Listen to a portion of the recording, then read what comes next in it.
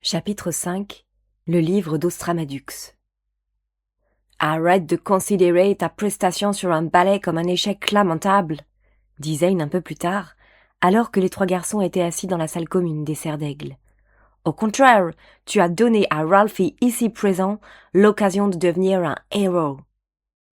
Effondré au bout du canapé, la tête appuyée dans ses mains, James ne répondit pas. De plus, continua Zane, si je n'avais pas sauté sur mon balai pour me lancer à ta poursuite, je n'aurais jamais pu voler comme ça. C'est juste parce que je l'ai fait sans réfléchir que ça a marché. Curieux d'ailleurs. Super boulot, Walker, dit un élève plus âgé en passant près du canapé, tout en frottant les cheveux encore humides de l'Américain. Ça c'est sûr, cria un autre du fond de la pièce.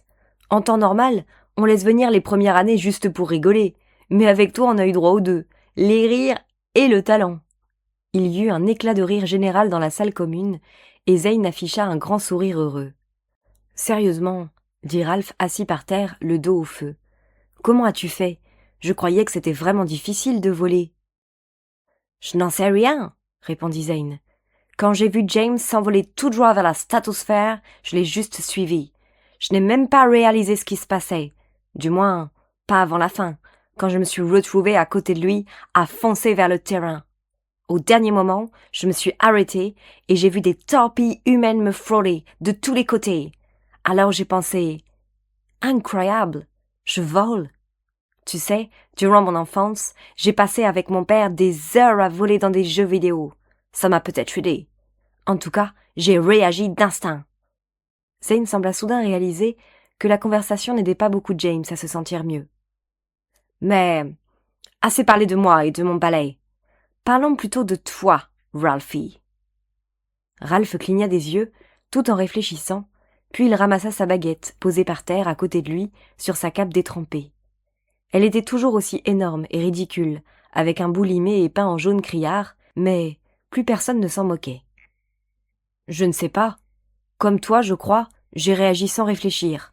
Quand j'ai vu James tomber, j'ai repensé à la plume qui s'envolait dans la classe de Flitwick. Et je me suis retrouvée avec le bras tendu vers lui, à crier. Dès que Ralph agita sa baguette, plusieurs élèves, dont Zane, baissèrent la tête en poussant des cris aigus. Avec un sourire penaud, Ralph protesta. « Arrêtez un peu, je n'avais pas l'intention de le dire. »« Ralph, tu es vraiment un cas, mon pote, » annonça Zane en se redressant. « Et un grand sorcier. Après un seul cours, tu passes d'une plume à un corps humain. C'est dingue !» Cette fois, James releva la tête. « Bon, si vous avez fini tous les deux de vous trouver géniaux, moi je vais chercher un trou bien profond et me cacher dedans jusqu'à la fin de l'année. »« Hé !» s'écria Ralph.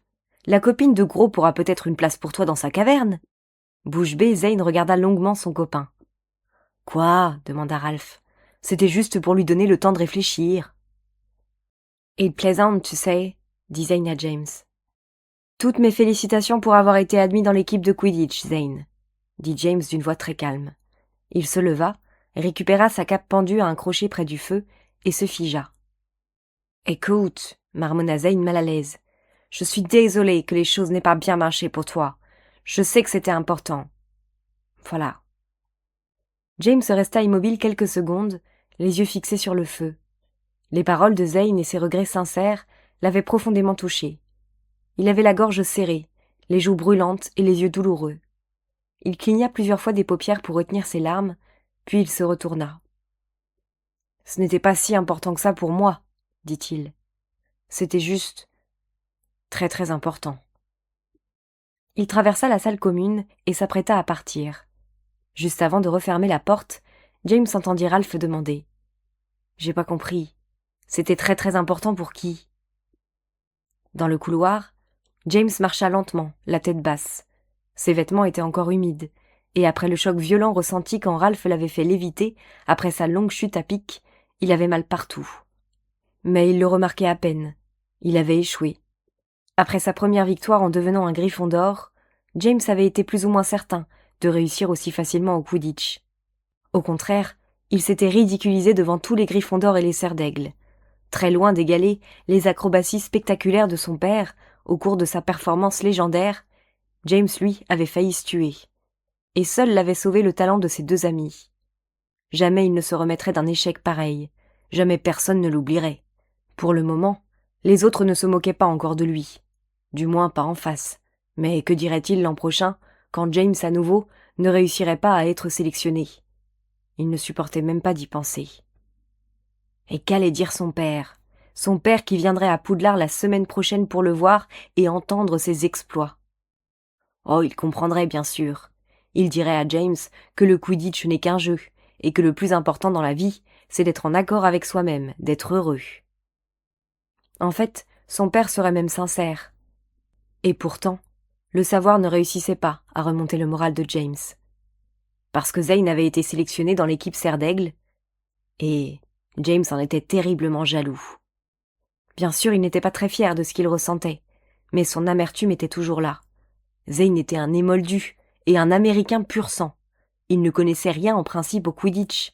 C'est James qui aurait dû savoir voler d'instinct, être le héros destiné à sauver les autres. Pas le contraire. Comment les choses avaient-elles dérapé aussi vite? Quand il arriva à la salle commune de Gryffondor, il rasa les murs, évitant le regard de tous ceux qui y étaient encore, occupés à rire et à plaisanter avec leurs amis, à écouter de la musique, à travailler ou glander sur les canapés. Il se faufila dans l'escalier et monta jusqu'au dortoir, où il trouva sa chambre sombre et calme. Autrefois, quand son père était à l'école, les dortoirs étaient séparés par année. Mais James était heureux de partager sa chambre avec des élèves plus âgés qui, toujours, affirmaient avec entrain que les choses s'arrangeaient. Ce soir, il aurait bien eu besoin d'être rassuré, ou au moins que quelqu'un remarque son désespoir et en tienne compte. Mais la pièce était bel et bien déserte, et il poussa un long soupir résigné. Après s'être lavé dans la petite salle de bain attenante, il mit son pyjama et s'assit sur son lit, les yeux fixés sur la nuit. Dans sa cage près de la fenêtre, Aristo le regardait et claquait du bec de temps en temps, pour indiquer qu'il souhaitait être libéré. La nuit, la chouette partait chasser, dans l'espoir de trouver une souris. Mais James, perdu dans sa misère, ne remarqua même pas son oiseau. La pluie avait fini par s'arrêter, et peu à peu, les nuages se dissipaient, libérant une lune ronde et argentée. James la regarda longtemps, sans trop savoir ce qu'il attendait au juste, ou même sans réaliser qu'il attendait quelque chose. Mais c'était sans importance, parce que rien n'arriva. Personne ne monta le rejoindre. Il entendait toujours des voix animées à l'étage en dessous. C'était vendredi soir, personne n'avait l'intention de se coucher aussitôt. Il se sentait terriblement seul et abandonné. Il finit par se glisser sous ses couvertures, et de là, continua à regarder la lune. Il mit très longtemps à s'endormir. James passa l'essentiel du week-end dans la salle commune de Gryffondor. Il savait que ni Zane ni Ralph ne pouvaient y entrer sans le mot de passe, et il n'était pas d'humeur à les voir, ni à voir personne. Aussi il fit son travail de classe et ses exercices d'entraînement de baguette. Il fut particulièrement contrarié en réalisant qu'il n'arrivait pas à faire voler sa plume. Au mieux, frémissait-elle légèrement sur la table. Au bout de 20 minutes, exaspéré, James éructa un gros mot, que sa mère ne pensait pas qu'il connaissait. Puis il jeta sa baguette sur la table. En tombant, elle lança des étincelles rouges, comme si elle ne comprenait pas cet accès de colère. Le samedi soir, James dut aller retrouver Rusard pour sa retenue. Armé d'un seau et d'une brosse géante, aux poils durs et hérissés, il se retrouva à suivre le concierge dans les couloirs de l'école. De temps à autre, Rusard s'arrêtait, et sans se retourner, il désignait un endroit sur le sol, le mur ou l'une des statues. James regardait et découvrait un graffiti ou un vieux chewing-gum collé. Il soupirait, mouillait sa brosse dans le seau et frottait à deux mains. D'après l'expression de Rusard, on aurait cru James seul responsable de tout ce vandalisme. Et pendant que James travaillait, le concierge marmonnait rageusement en regrettant le bon vieux temps quand il était permis de sévir physiquement pour mater les fortes têtes. Quand il fut enfin autorisé à retourner dans la salle commune de Gryffondor, il avait les mains à vif, les doigts gelés et douloureux, et l'odeur de l'affreux détergent de Rusard incrustée dans les narines. Dimanche après-midi, James, toujours aussi morose, partit errer dans les jardins. Il rencontra par hasard Ted et Petra, assis sur une couverture, qui prétendaient étudier une carte des étoiles, dessinée sur un morceau de parchemin. « Maintenant que Trelawney partage ses cours de divination avec Madame Delacroix, nous avons du travail personnel à faire, » se plaignit Ted. L'année dernière, il fallait simplement lire l'avenir dans les feuilles de thé et inventer les désastres et les prédictions les plus sombres. En fait, c'était plutôt marrant. Appuyée contre un arbre, avec plusieurs cartes et documents sur les genoux, Petra les comparait avec un livre sur les constellations, ouvert sur la couverture. Contrairement à Trelawney, Delacroix semble avoir l'idée grotesque que l'astrologie est une science véritable, dit-elle en secouant la tête d'un air dégoûté. Je n'arrive pas à y croire. Comment des cailloux qui s'agitent au hasard dans l'espace peuvent-ils nous indiquer le futur ? Ted demanda à James de rester avec eux, pour éviter, prétendit-il, de travailler trop sérieusement. James sentit qu'il n'interrompait rien de personnel, et que ni Ted ni Petra ne comptaient ramener sur le tapis sa pitoyable prestation au Quidditch. Aussi, il se laissa tomber sur la couverture et étudia le livre et les cartes de constellation. Il y avait des dessins en noir et blanc de plusieurs planètes, chacune marquée d'un écusson qui indiquait son nom, et la créature mystique qu'elle représentait. Il y avait aussi des annotations étranges, cercles, flèches, orbites et ellipses rouges. « De laquelle de ces planètes provient la capsule ?» demanda James, pince sans rire. Petra tourna la page. « De Hardibar, la barre de pierre. » Lentement, James feuilleta les lourdes pages du manuscrit, examinant le mouvement des planètes et les symboles astrologiques de tout cet univers extraterrestre. « Et alors, comment le professeur Trelawney s'entend-elle avec Madame Delacroix ?» demanda-t-il au bout de quelques minutes, en se souvenant que Damien avait affirmé qu'il y avait des frictions. « Comme l'huile et le feu, » répondit Ted. « Trelawney essaie d'être aimable, mais il est évident qu'elle déteste la reine vaudou. Quant à Delacroix, elle ne fait même pas semblant d'apprécier Trelawney. Elles proviennent toutes les deux d'écoles de pensée trop différentes, dans tous les sens du mot. « Je préfère la façon d'enseigner de Trelawney, » grommela Petra en écrivant sur son parchemin. « Nous sommes au courant, mon chou, » dit Ted gentiment, puis il se tourna vers James. Petra préfère Trelawney parce qu'elle sait très bien au fond que la divination n'est qu'un assemblage de mots creux que chacun assemble à sa guise. Bien sûr, Trelawney fait semblant, mais elle-même ne croit pas à tout son charabia mystique. Petra a un esprit cartésien et scientifique, et elle considère que Trelawney fait de son mieux dans des circonstances difficiles, sans être, trop rigide. Avec un soupir exaspéré, Petra referma bruyamment son livre. La divination n'est pas une science, c'est juste de la psychologie. Au moins Trelawney la met en pratique, même sans y croire. Mais Delacroix, pff ! Elle jeta le livre sur la pile à côté d'elle en roulant les yeux. « Cette semaine, nous avons un devoir surveillé, » dit Ted avec une grimace. « Tu te rends compte ? Un devoir surveillé en divination. Il s'agirait d'un événement astrologique majeur, censé se produire durant l'année scolaire, je ne sais pas trop quand. Une ligne de planètes ou un truc du genre. » « Une ligne de planètes ?» répéta James perplexe. « Un alignement de planètes, » corrigea Petra avec patience. « En réalité, c'est un événement plutôt important. C'est de la science réelle cette fois. Mais savoir quelle stupide créature mythologique représente chaque planète, ou quel dieu c'était pour un groupe de vieux primitifs, ou encore ce que ça apporte au niveau harmonie dans la trame métaphysique de notre avenir, là vraiment ça me dépasse. » Ted regarda James en fronçant comiquement les sourcils. « Un jour, nous obtiendrons de Petra qu'elle nous donne réellement son avis sur le sujet. » Petra le tapa sur la tête avec l'un des plus gros parchemins qu'elle venait de rouler. Plus tard au dîner, James vit Zane et Ralph assis côte à côte à la table des serres d'aigle. Il remarqua aussi que Zane le regarda brièvement, mais il fut heureux de voir que l'Américain ne cherchait pas à se lever pour venir lui parler. Il avait conscience d'être mesquin, mais sa jalousie continuait à le ronger, ainsi que la honte brûlante de sa prestation ridicule. Il mangea rapidement, puis se faufila hors de la grande salle, sans trop savoir où aller. La soirée était agréable, plutôt fraîche, et le soleil plongeait déjà derrière les montagnes. James explora les jardins, écoutant la stridulation des criquets, avant d'aller un moment près du lac faire des ricochets. En revenant, il s'arrêta à la cabane de Hagrid et voulut frapper à la porte, mais il y avait un message sur le panneau. En lettres énormes et plutôt maladroites, Hagrid indiquait qu'il serait absent jusqu'au lundi matin. James pensa que le demi-géant passait sans doute le week-end avec Groupe et sa copine. Il commençait à faire sombre, aussi il revint, tête basse, vers le château. Alors qu'il s'apprêtait à prendre les escaliers vers la tour de Gryffondor, une idée lui vint soudain, et il fit un détour. Il voulait vérifier quelque chose. La vitrine des trophées était éclairée par plusieurs lanternes. Aussi les coupes, les plaques commémoratives et les statuettes scintillaient légèrement. En marchant le long du couloir, il examina les photos d'équipes de Quidditch, qui dataient déjà de plusieurs décennies. Les uniformes étaient démodés, mais les sourires et les expressions de force et d'invincibilité des jeunes visages paraissaient éternels. Il y avait des coupes d'or, d'argent et de bronze, d'anciens vifs d'or, des cognards bien attachés avec des ceintures de cuir.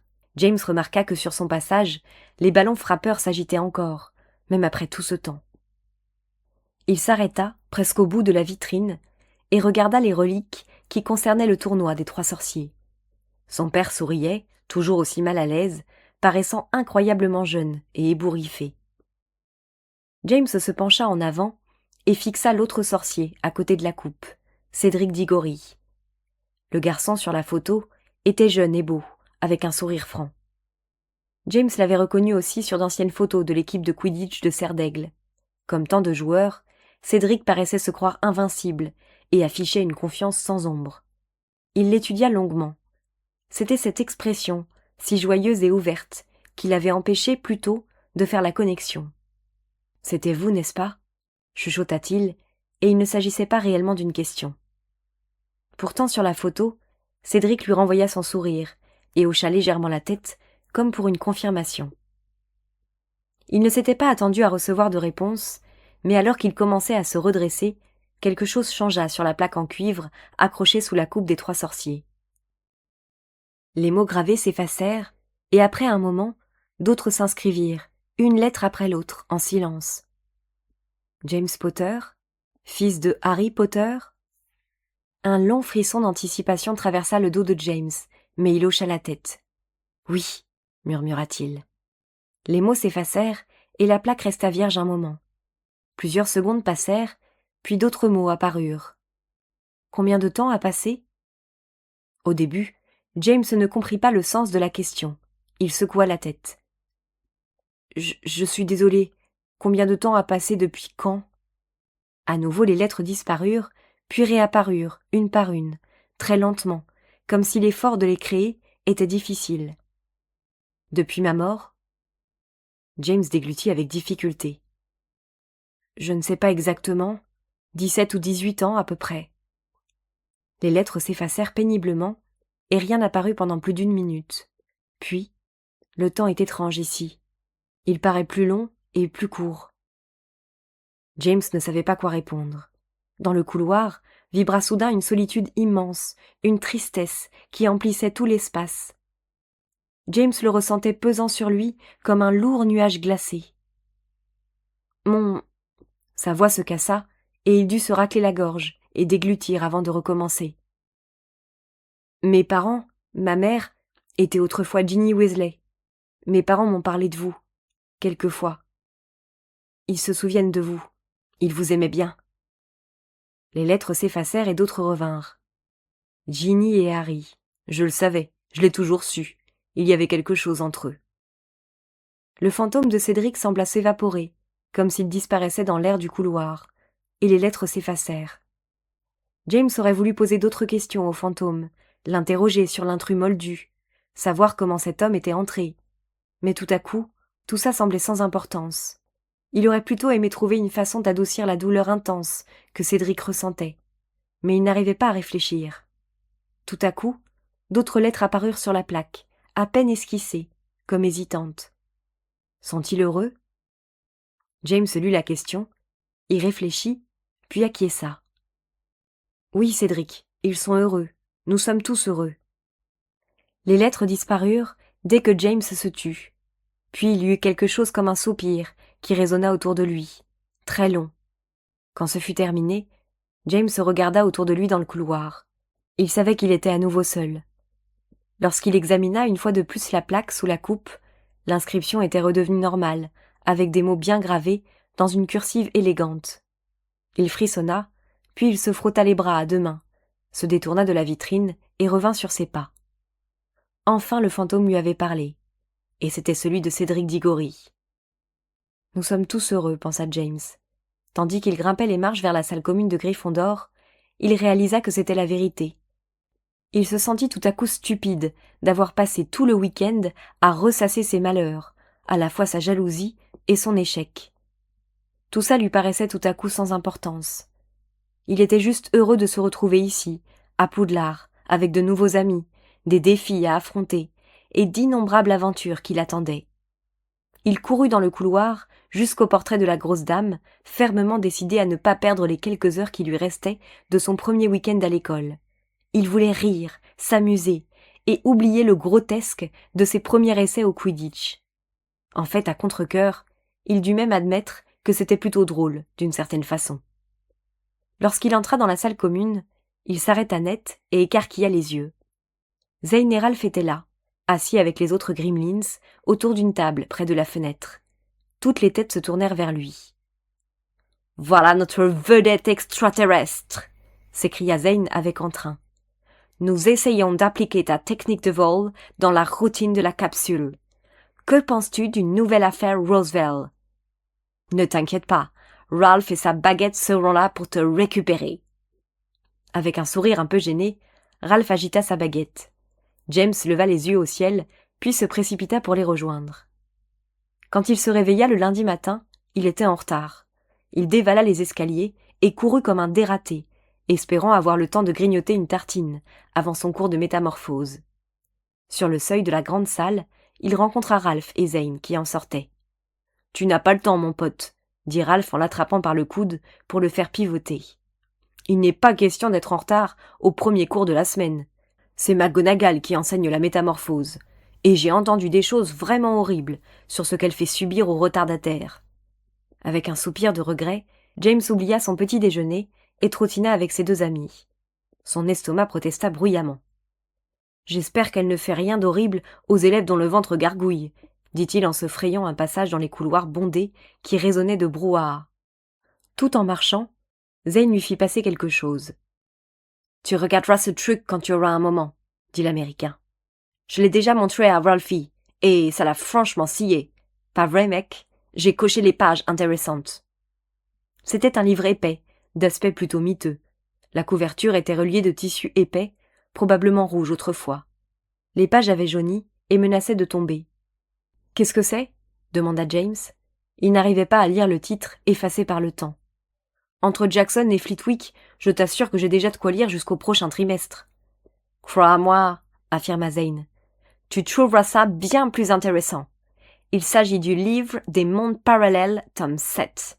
Je l'ai trouvé dans la bibliothèque privée des Serres d'Aigle et je n'ai lu que la partie que je t'ai marquée. »« Les Serres d'Aigle ont une bibliothèque privée ?» demanda Ralph. Il se tortillait, ayant du mal à sortir son livre de métamorphose de son sac à dos archi bourré. « Et pourquoi pas ?» répondit Zayn en haussant les épaules. « Vous autres, les Serpentards, avez bien des têtes de dragons accrochées au mur. Chacun son truc. » Tandis qu'ils avançaient vers la classe de métamorphose, les trois garçons traversèrent un groupe d'élèves, agglutinés à côté de la porte. Plusieurs d'entre eux portaient le badge bleu et rouge, remettre en cause ceux qui ont gagné. Ces derniers temps, de plus en plus d'élèves les arboraient. D'ailleurs, d'après une annonce sur l'un des panneaux d'affichage et d'information de l'école, ces badges provenaient d'un club intitulé « Le Mouvement du Progrès ». Ce qui surprenait et inquiétait James, c'était de voir d'autres élèves que les Serpentards porter aussi ces badges. « C'est bien ce soir que ton père arrive, Potter ?» cria un garçon plus âgé, un sourire moqueur aux lèvres. « Il doit rencontrer ses petits copains américains, pas vrai ?» James s'arrêta net et se tourna vers celui qui avait parlé. « Oui, il arrive ce soir, » dit-il les joues brûlantes. « Mais je ne vois pas pourquoi tu parles de ses petits copains. Mon père n'a jamais rencontré ces Américains. Peut-être faudrait-il que tu sois un peu mieux informé avant d'ouvrir ta bouche. »« Je suis bien informé, ne t'inquiète pas, » répondit le garçon. Mais son sourire avait disparu. « Bien plus que toi et ton père ne le souhaiteriez. Après tout, les gens comme vous ont cherché bien longtemps à cacher la vérité. »« À cacher la vérité ?» répéta James, puis la colère effaça toute prudence. « Qu'est-ce que tu veux dire par là ?»« Tu devrais lire les badges, Potter. Tu comprendrais mieux ce que je veux dire, » se moqua le garçon avant de récupérer son sac. « Et si c'est pas le cas, c'est que tu es encore plus bête que tu n'en as l'air. » Sur ce, il tourna carrément le dos et s'éloigna dans le couloir avec ses amis. En colère mais aussi sidéré, James se cligna des yeux. Enfin, qu'est-ce que ça veut dire ? Allez, viens, dit Ralph avec un soupir. Il faut qu'on se trouve une place. Ensuite, je t'expliquerai ce que je sais, bien que je n'ai pas tout compris.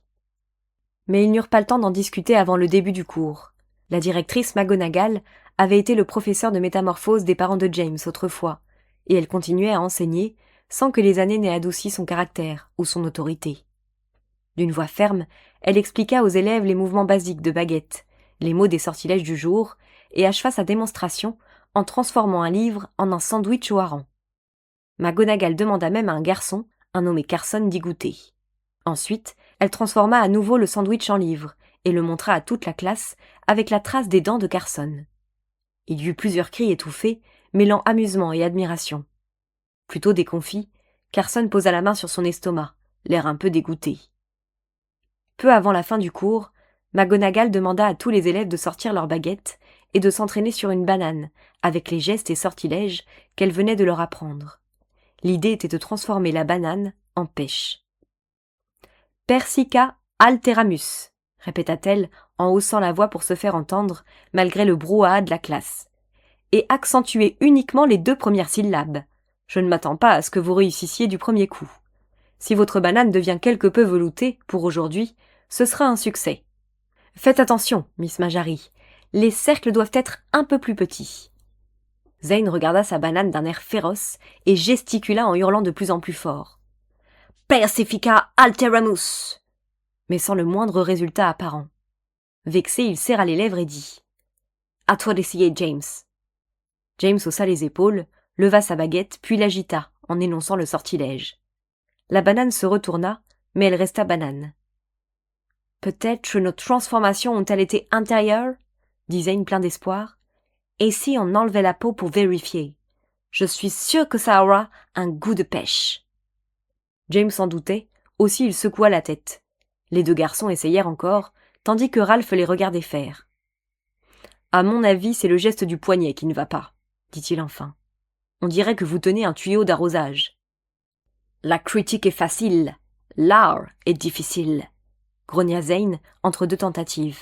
« Allez, Ralphinator, montre-nous ce que tu sais faire. » Mais Ralph ne semblait pas très pressé de se lancer. Il caressa sa baguette du bout du doigt, sans la soulever du bureau où elle était posée. « Allez, Ralph, insista James. Jusqu'ici, tu as été super doué avec une baguette. Franchement, qu'est-ce que tu risques ? » Rien, dit Ralph sur la défensive. Enfin, je ne sais pas. Hey, zut ! Cria Zane. Il lâcha sa baguette et récupéra la banane. Il la brandit et marmonna l'imprécation en direction de la baguette. Après tout, j'aurais peut-être plus de chance comme ça, non ? James et Ralph le regardaient fixement. Zane fit une grimace. Bon, d'accord. Allez, Ralph, à toi. Fais-moi une belle pêche, bien juteuse. Je sais que tu en es capable. Qu'est-ce que tu attends ? Ralph fit la grimace, puis il soupira et récupéra sa gigantesque baguette. Il l'agita légèrement en direction de la banane et prononça le sortilège d'une voix étranglée, presque comme s'il faisait exprès de mal l'énoncer. Il y eut un éclat de lumière et un claquement sec, aussi fort que celui d'une bûche de sapin éclatant dans une cheminée. Toute la classe l'entendit et se retourna pour regarder Ralph. Sur la table devant lui s'élevait une fumée noire. D'un geste nerveux, les yeux écarquillés et inquiets, Ralph agita la main pour la dissiper. Quand ce fut fait, James se pencha en avant. La banane de Ralph était toujours posée sur la table, intacte. « Eh ben, dis donc !» dit Zane dans le silence soudain qui était tombé dans la classe.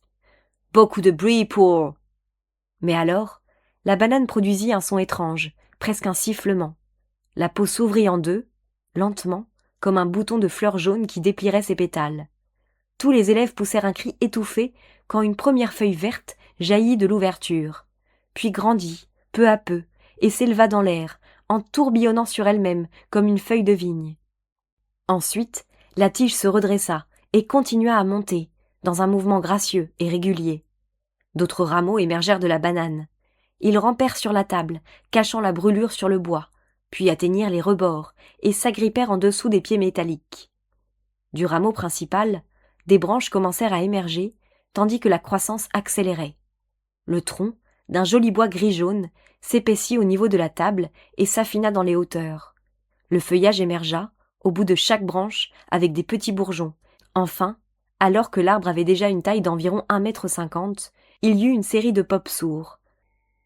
5 ou 6 pêches apparurent sous les branches les plus basses. Chacun des fruits était rond, mûr, parfait.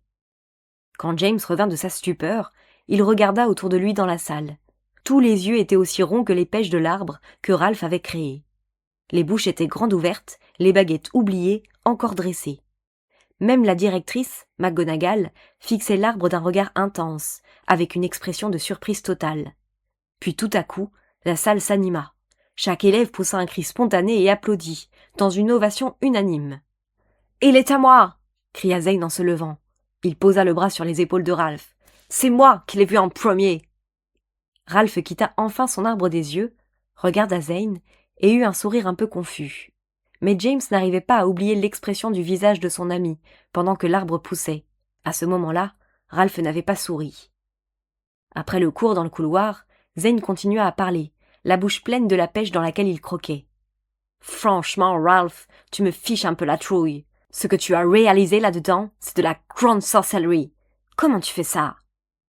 À nouveau, Ralph eut un sourire timide et un peu inquiet. « Eh ben, à mon avis… » Quand il s'arrêta, James le regarda et insista. « Quoi ?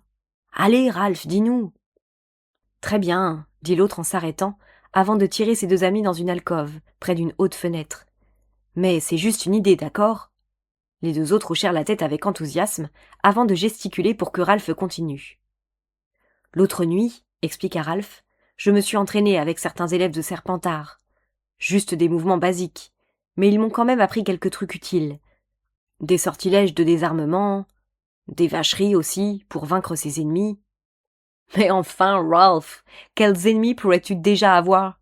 demanda Zane incrédule, tout en léchant le jus sucré qui lui maculait les doigts. D'un geste impatient, Ralph agita la main. « Des ennemis en général, mais c'est comme ça que parlent les Serpentards, peu importe. Ils ont tous affirmé que j'avais un niveau bien supérieur à la moyenne. En fait, ils ne pensent plus que je suis un banal né moldu, avec simplement quelques gènes sorciers hérités par hasard. D'après eux, l'un de mes parents au moins, sans le savoir, provient d'une grande famille de sorciers pur sang. »« Ça me paraît très difficile de venir d'une famille de sorciers sans le savoir, » dit James peu convaincu. « Ralph, tu nous as bien dit que ton père travaillait dans les ordinateurs moldus, non ?»« Oui, bien sûr, il ne s'agit pas de lui, » dit Ralph en secouant la tête. Puis il baissa la voix. « Mais ma mère… Je ne vous ai pas déjà parlé d'elle ? » ?»« Non, » continua-t-il en répondant tout seul à sa question. « Bien sûr que non. Bon voilà, ma mère est morte quand j'étais tout petit. Je ne l'ai jamais connue. Et si elle avait été une sorcière ? Et si elle venait d'une grande famille magique, sans que mon père ne l'ait jamais su ?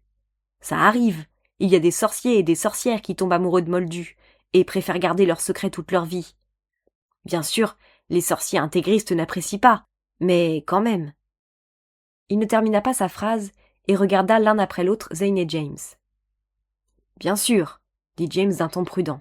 « C'est possible, j'imagine. Après tout, on voit tous les jours des trucs encore plus incroyables. » Zane réfléchissait les sourcils relevés. « Voilà qui expliquerait beaucoup de choses, pas vrai ? Après tout, tu es peut-être un prince ou quelqu'un d'important. Le seul héritier de fabuleuses richesses, d'un pouvoir immense. » Avec un sourire, Ralph recula et quitta l'alcôve. « N'exagérons pas. D'ailleurs, j'ai dit ça comme ça. » James accompagna Zane et Ralph encore un moment, puis il dut se rendre à son cours suivant. Aucun des deux autres n'avait botanique avec lui. Aussi il leur donna rendez-vous plus tard dans l'après-midi, et partit au pas de course à travers les jardins vers les serres.